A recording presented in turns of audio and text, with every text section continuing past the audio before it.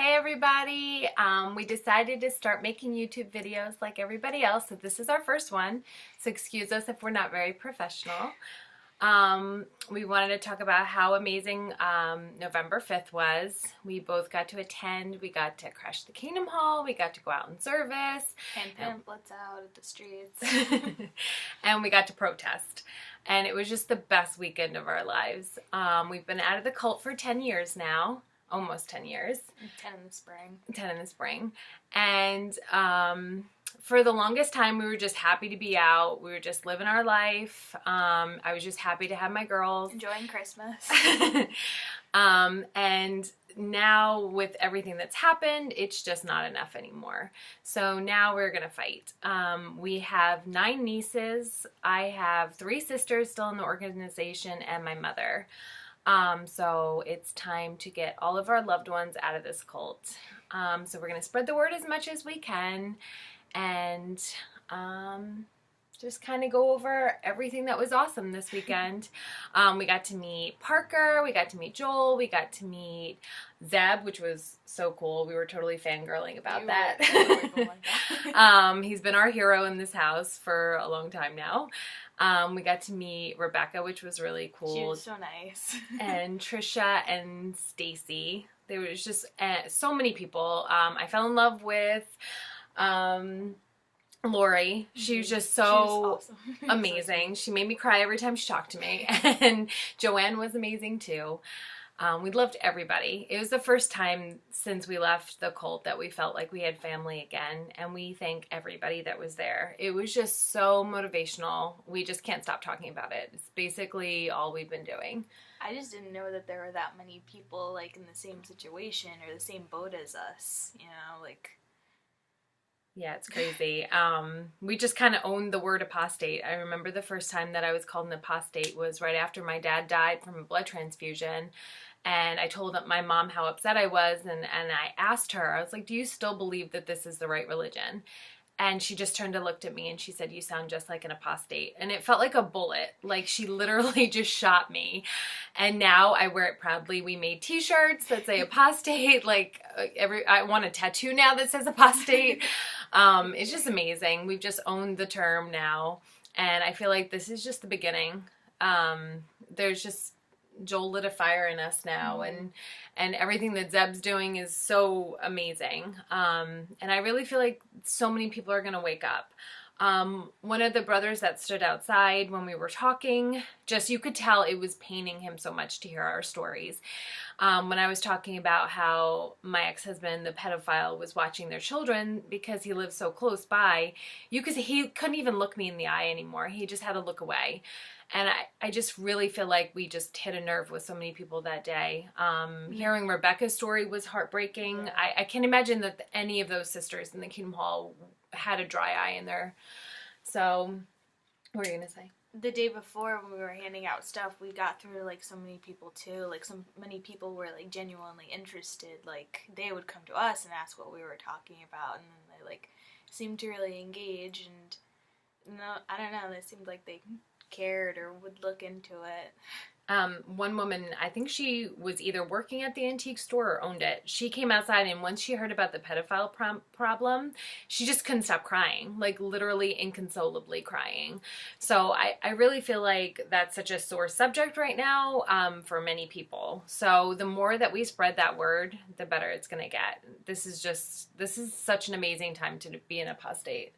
I think it's just ridiculous. You know, that might sound like a Jehovah's Witness thing to say, but I grew up, Bella was 9 when she left, I was 30, and we just kept thinking how lucky we were to be God's chosen people. Well, now's the time. People that will survive. Yeah, we just thought, you know, we could just like look down at everybody else because we were the chosen people, but now we're the apostates, like we're the cool kids. It was just a crazy experience, and I just hope this motivates everybody to keep going. It was such a respectful, peaceful protest. I feel like when we crashed the Kingdom Hall, nobody was screaming. It was Nobody so was organized. Yeah. Like, I wasn't there, but I saw, like, everyone's point of view, like, 7 different people. And the crazy thing was we didn't really plan it that way. We didn't say who was going to go when. I think Parker and Zeb were the only 2 that we knew were going to go at a certain time, but we all took our turns.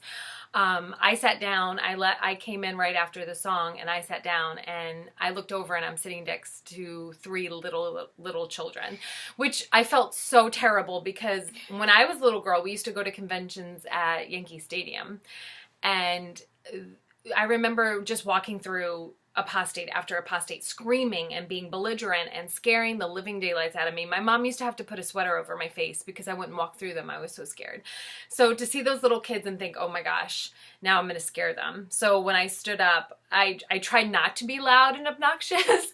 And I feel like all of us really were very eloquent and just kind of just told our story. And, you said your piece and then you left. Like, you did what you needed to.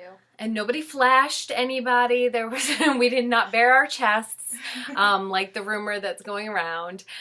We were all very modest in our dress. So I feel like Rebecca wore her tie. Yeah, Rebecca even wore a tie. I know. Fancy. Yeah, it was amazing. And so I just hope that keeps everybody motivated, keep going. We're backing everybody.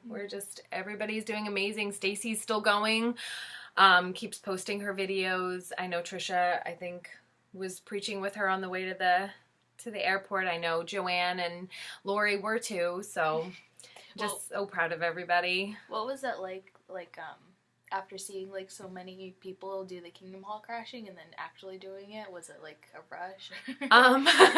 When I didn't think I was going to stand up because I'm not a public speaker. I'm terrified of talking in front of everybody. And right after Trisha stopped, I just felt my body rising. And I was like, oh, I guess I'm doing this. So it was crazy. And I wasn't nervous. The brothers kind of rushed us, but they weren't, like, I didn't feel threatened or anything. And then I think that's because there was too many of you. Yeah, they couldn't organize enough. The woman sitting right next to me when Trisha stood up looked at me and goes, oh my God, how many of them are there? So it was crazy. Yeah, that's what I was thinking. And then when we went outside is when I like couldn't stop shaking. If you see my video, like the entire video looks like, I'm on earthquake. Yeah, it's just crazy. I could not stop shaking. And I had to give Lori my phone because I just couldn't hold it anymore.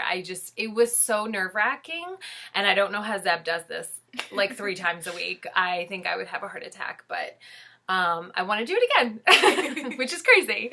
And I don't appreciate like people watching me when I talk. So this video is probably going to end up being really stupid, but oh well, we're doing something. But I was trying to think all weekend of what our niche could be, because everybody's out there talking. Everybody's, talking to people about what they've been through, which I think is completely amazing. But I was trying to think of what we could do.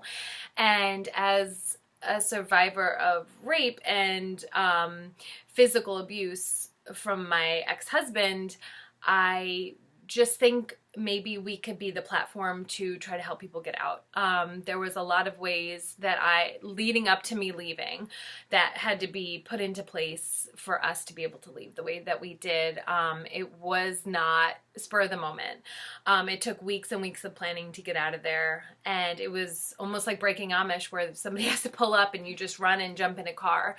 It was a cop car. Yeah, except it was a police car, and they brought us right to a shelter. So there are ways that you can plan ahead to leave. So I think that's the route we want to go.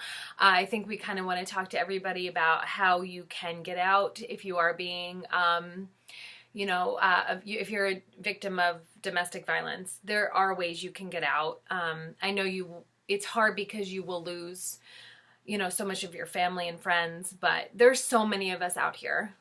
Just from this weekend, it's possible that you can make your own family, like, yeah. We all disconnected because we all had something in common and, like, or a greater enemy, I suppose, but, yeah. Like, everyone was nice, and it was like a true brotherhood. Yeah. It was like what we wanted when we were in the cult. That's what we were promised. But this was genuine. I feel like this was like genuine love from everybody this weekend. So you can leave. You can be supported. You can make your way. I left. I had no education. Couldn't drive. Was working a part-time job.